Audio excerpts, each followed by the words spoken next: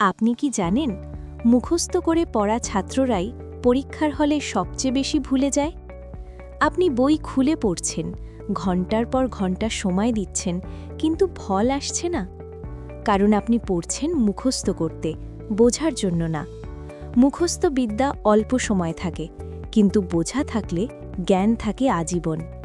তাই আজ বলবো, মুখস্থ নয়, বোঝার মাধ্যমে পড়ার টেকনিক। বই খুলেই পড়া শুরু করবেন না। প্রথমে নিজেকে প্রশ্ন করুন, এই অধ্যায়টা আসলে কি বলতে চায়, এটা বাস্তবে কোথায় কাজে লাগে। প্রশ্ন নিয়ে পড়লে মস্তিষ্ক ঘুমায় না, ভাবতে শুরু করে। একটা প্যারাগ্রাফ পড়ার পর থামুন, নিজেকে জিজ্ঞেস করুন, আমি যদি এটা বন্ধুকে বুঝাই তাহলে কিভাবে বলতাম। নিজের ভাষায় বলতে পারলে আপনি মুখস্থ করেননি, আপনি বুঝেছেন।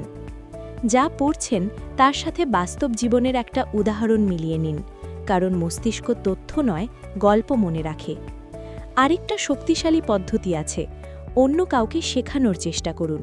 না পারলে মনে মনে কাউকে শেখান।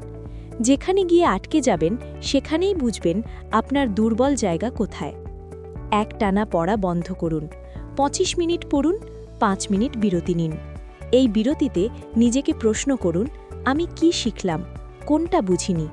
এই ছোট অভ্যাসই বোঝাকে গভীর করে। মনে রাখবেন, আপনি পরীক্ষার জন্য পড়ছেন না, আপনি নিজের ভবিষ্যতের জন্য পড়ছেন। তাই আজ থেকেই সিদ্ধান্ত নিন, কম পড়বেন কিন্তু বুঝে পড়বেন।